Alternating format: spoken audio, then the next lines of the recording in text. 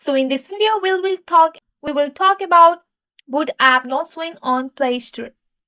Once you are on your Play Store and open up your Play Store, you have to navigate to your search bar and search for the Boot app here. Once you have searched for the Boot app on your Play Store, if there is any result of Boot app, you can tap on that and go for the install option. If not, you will be so here you can see that you won't be able to see it anywhere. Then what is the reason is that you can install it from your phone too. So that the boot app is not available on your country, you have to navigate to your Chrome bar. Once you are on your Chrome bar, you have to just search for the boot option here. Once you have searched for the boot option, here is the third party application that you want to download. So that will be risky.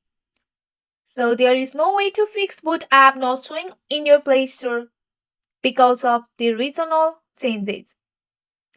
So here you can see that the Boot app is not available on my region. That's why I can't download the Boot app from the Play Store. So in this video you will know about how you cannot download the Boot app from your Play Store. That's it for today. If you like this video, please hit with That's it for today. If you like this video, please hit that like button and subscribe for more. I will see you in the next one. Thank you.